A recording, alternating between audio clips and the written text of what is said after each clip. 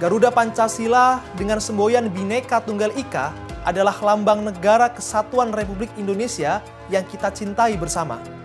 Garuda Pancasila adalah lambang negara yang sangat bermakna, yang lahir dari akar sejarah dan budaya Indonesia, serta memiliki sakralitas yang sangat tinggi.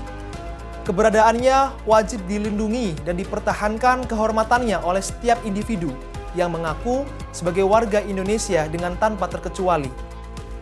Menghayati dan menjaga Garuda Pancasila sebagai aset bangsa dan negara, barengi dengan rasa kepedulian yang tinggi adalah sebuah etika nasionalisme.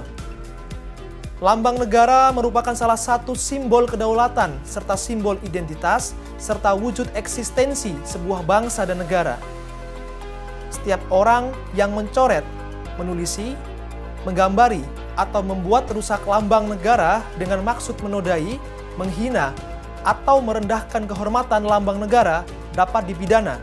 Dewasa ini, pemahaman dan kecintaan sebagian anak bangsa kepada simbol-simbol negara di era digital perlahan memudar dan bergeser, serta sebagian lebih cenderung mencintai lambang dan produk dari negara lain. Bahkan lebih ekstrim lagi, beberapa kali kasus pelecehan terhadap lambang negara kerap terjadi lagi. Oleh karenanya, diperlunya upaya untuk menggerakkan kesadaran publik yang mendalam dan menumbuhkan sikap patriotisme yang tinggi. Demi dan untuk menghormati serta melindungi martabat lambang negara agar kehormatan lambang negara dan kedaulatan negara sepenuhnya. Mari kita kaji bersama dalam program acara Sinar Indonesia, Spirit Islam dan Narasi Ramah untuk Indonesia bersama narasumber kita, Bapak Dr. Kiai Haji Anwar Sanusi, SH, SPL, MM, ulama sekaligus cendekiawan Muslim, pimpinan Pusat Persatuan Tarbiyah Islamiyah.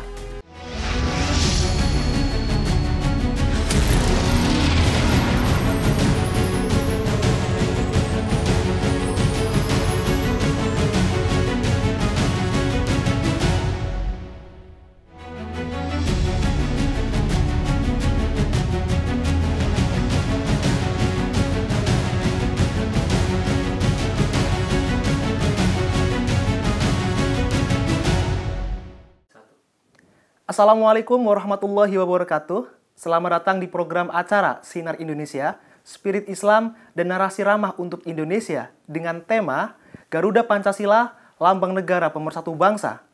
Bersama saya sudah ada Bapak Dr. Kiai Haji Anwar Sanusi, SH, SPL, MM. Beliau adalah ulama sekaligus cendekiawan Muslim, pimpinan Pusat Persatuan Tarbiyah Islamiyah atau PPPerti. Assalamualaikum warahmatullahi wabarakatuh, Bapak. Waalaikumsalam warahmatullahi wabarakatuh. Apa kabarnya? Alhamdulillah baik, sehat. Alhamdulillah. Lagi sibuk apa Pak hari ini? Ya biasa, ngajar, ya kan. Ada ngurusi yayasan Perjalanan Haji Indonesia, ya kan. Kemudian juga kadang-kadang diminta sebagai narasumber tentang politik Islam. Luar biasa ya Pak. Baik, Pak. Biar sahabat-sahabat muda zaman now tahu nih Pak, dan generasi kita paham, mohon dijelaskan bagaimana sejarahnya dan mengapa Garuda Pancasila menjadi lambang negara Indonesia, Pak. Ya, pertama memang ada ungkapan Bung Karno, jas merah, artinya jangan lupakan sejarah, kan begitu. Oleh sebab itu mari kita mulai dari akar sejarahnya terlebih dahulu. Karena berdasarkan catatan sejarah, ya, Garuda itu pernah digunakan sebagai lambang kejayaan Airlangga di abad ke-11 Masehi. Dan lewat lambang Garuda tersebut dipahatkan di bagian puncak prasasti-prasasti yang dikeluarkan pada masa pemerintahan Airlangga. Simbol itu pun kemudian populer dengan sebutan Garuda Muka Lancana. Lancana ini pun dipakai oleh kerajaan Janggala, yaitu Raja Garasakan, Lanjung Ahyes, dan Samarot Saha yang menganggap penerus dari kerajaan Airlangga. Demikian halnya lambang Garuda, ya, juga digunakan menjadi lambang kerajaan Samudra Pasai.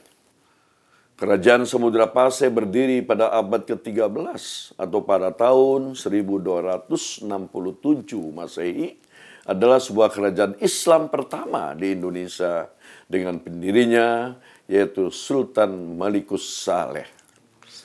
Lambang negara Samudra Pasai berisi yaitu beberapa pasal-pasal yang intinya bahwa sebagai pemersatu suatu bangsa. Oleh sebab itu ketika Garuda Pancasila dipakai sebagai lambang negara Republik Indonesia, maka berbagai macam suku bangsa yang ada di Indonesia, berbagai ragam bahasa ya disatukan oleh lambang Garuda Pancasila sebagai pemersatu bangsa. Saya kira demikian. Baik, sangat komplit sekali nih Bang. Pak Kiai, bagaimana penjelasan tentang detail gambar dan makna serta spirit yang terkandung dalam Garuda Pancasila sebagai lambang negara?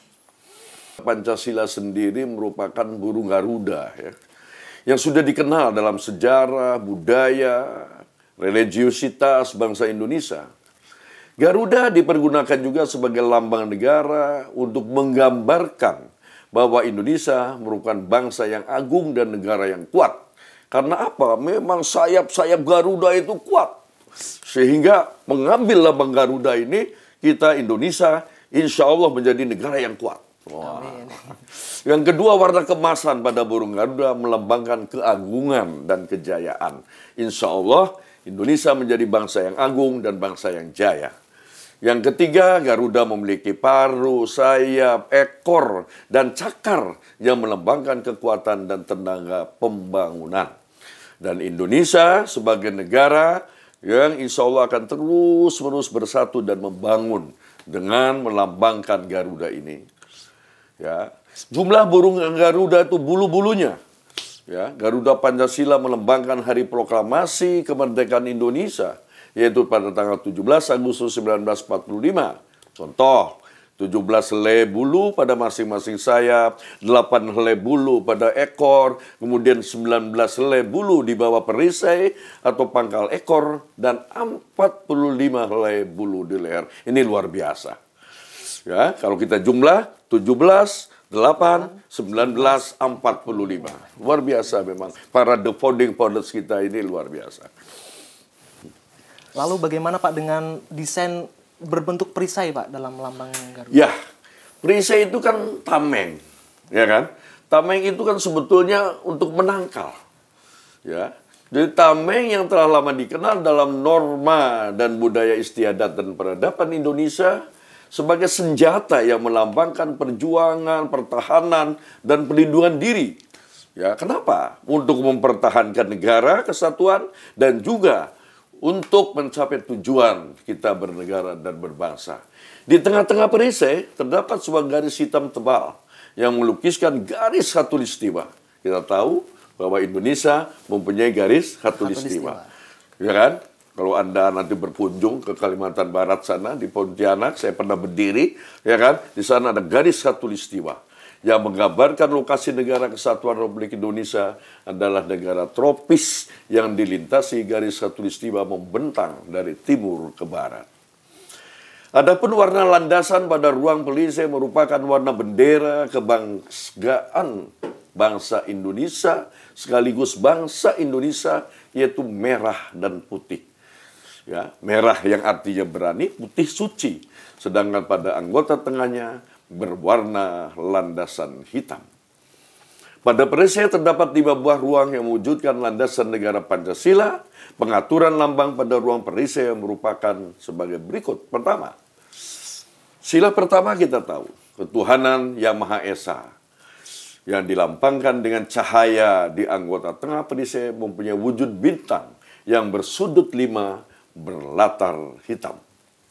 Sila yang kedua, kemanusiaan ya, yang tidak semenang-menang. Kenapa tidak semenang? Artinya kemanusiaan yang beradab. Kemanusiaan yang punya etika. Kemanusiaan yang dilambangkan dengan tali rantai berwarna bulatan dan persegi di anggota kiri bawah dengan perisai yang berlatar merah. Dan sila selanjutnya yaitu sila ketiga, yaitu Persatuan Indonesia yang dilambangkan dengan pohon beringin di anggota kiri atas perisai berlatar belakang putih. Sila keempat adalah sila humanisme, sila kerakyatan, di mana di situ ada wasawirhum fil amri, bermusyawarah, yaitu kerakyatan yang dipimpin oleh hikmah kebijaksanaan dalam permusyawaratan perwakilan yang dilambangkan dengan kepala banteng di anggota kanan atas perisai berlatar merah. Dan terakhir, yaitu sila kelima, yaitu keadilan sosial bagi seluruh rakyat Indonesia yang dilambangkan dengan kapas dan padi di anggota kanan bawah perisai berlatar putih. Pertanyaannya kemudian, kenapa kok kapas padi? Padi adalah lambang dari kesempurnaan manusia yang kemudian kita menghasilkan sawah-sawah kita, panen-panen kita dengan padi. Kapas adalah bisa untuk berpakaian. Minimal dengan keadilan ini, maka rakyat Indonesia akan mendapatkan suatu makanan yang cukup, pakaian yang cukup, dan kemudian juga dengan yang lain-lain, seperti kesehatan, pendidikan, dan lain-lain. Selanjutnya, kalau kita berbicara tentang pita bertuliskan semboyan Bhinneka Tunggal Ika, kita tahu bahwa Bhinneka Tunggal Ika dimaknai secara sederhana bahwa kita ini berbagai macam suku bangsa, tetapi kita hanya satu tujuan. Oleh sebab itu, kedua cakar Garuda Pancasila mencekram sehelai pita bertuliskan Bhinneka Tunggal Ika berwarna hitam. Semboyan Bhinneka Tunggal Ika merupakan kutipan dari Kakawin Sutasoma karya Empu Tatular, seorang empu ya dari zaman dahulu. Kata bineka manfaatnya adalah beraneka ragam atau berbeda-beda. Kata tunggal manfaatnya satu. Kata ika manfaatnya yaitu secara harfiah berarti Bhinneka Tunggal Ika, yang kemudian diterjemahkan bineka satu itu, yang bermakna meskipun berbeda-beda tetapi pada hakikatnya tetap merupakan suatu kesatuan. Semboyan ini juga dipergunakan untuk menggambarkan persatuan dan kesatuan bangsa, negara kesatuan Republik Indonesia yang terdiri atas beraneka ragam norma, beraneka ragam budaya, istiadat, bahasa daerah, ras, suku bangsa, agama, dan juga berbagai macam kepercayaan. Saya kira itu menaungi semua yang ada di Indonesia. Begitu. Betul sekali. Memang luar biasa. Lagi-lagi saya kagum dengan pendiri bangsa ini. Ya kan? Pendiri bangsa ini luar biasa. Mungkin para kiainya istikharohnya luar biasa juga. Lalu Pak Kiai, adakah spirit keberagaman dan keislaman yang ramah dalam simbol Garuda Pancasila?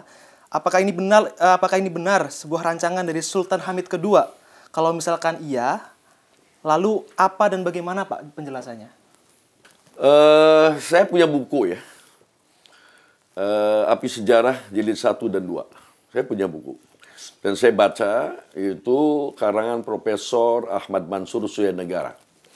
Di dalam bukunya Api Sejarah yang jilid 2, beliau menerangkan bahwa memang betul Sultan Hamid II sebagai sang pemenang rancangan lambang negara ini dan mendapatkan inspirasi dari burung elang Raja Wali Sayyidina Ali radhiyallahu anhu.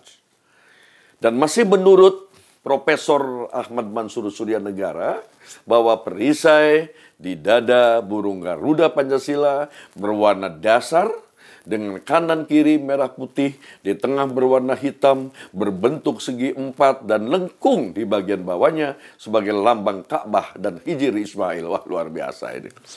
Di Mekah kita. Cara membacanya dari lambang bintang di tengah, turun ke rantai, naik ke pohon astana atau pohon beringin, kemudian belok kanan, banteng, turun ke kapas, dan padi, dan disebutkan tawaf, seperti mengelilingi Ka'bah. Luar biasa. Ya.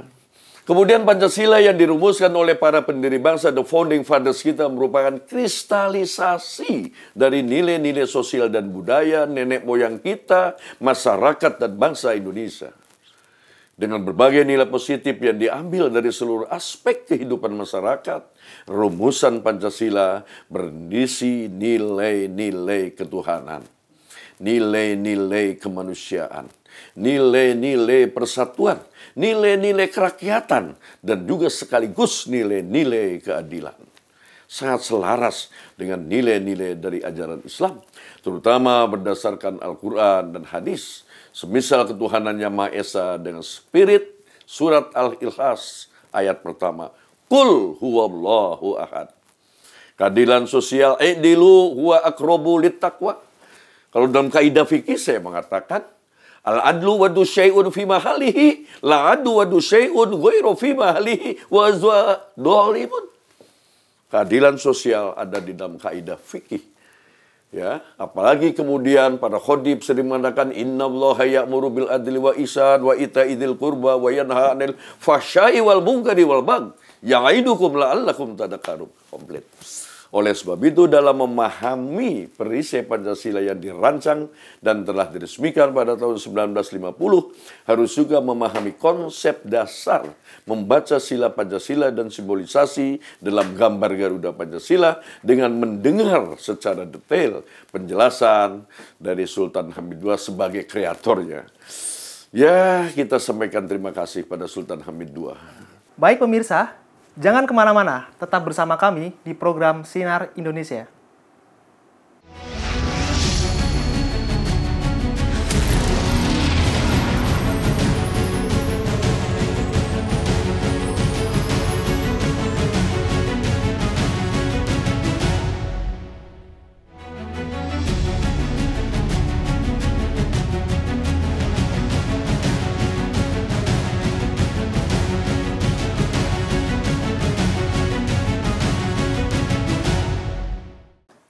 Ya, pemirsa, kita lanjutkan kembali perbincangan kita bersama Bapak Kiai Anwar.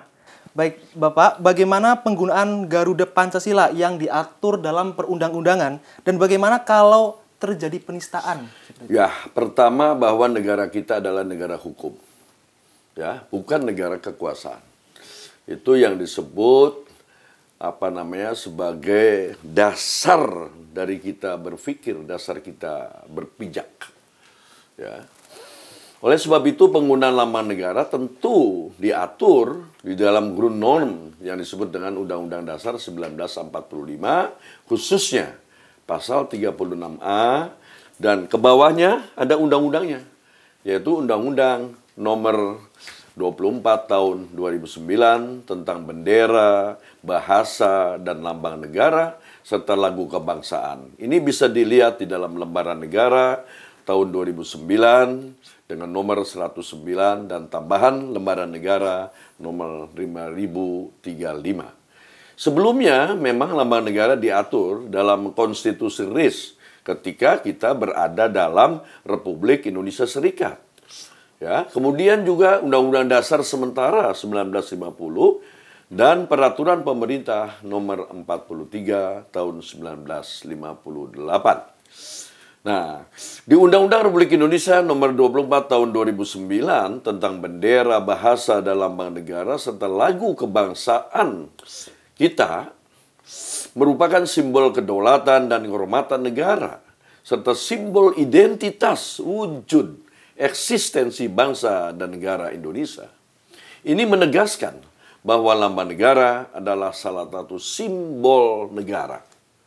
Lambang negara Indonesia adalah Garuda Pancasila dengan semboyan Bhinneka Tunggal Ika. Lambang negara Kesatuan Republik Indonesia berbentuk Garuda Pancasila yang kepalanya menoleh ke kanan.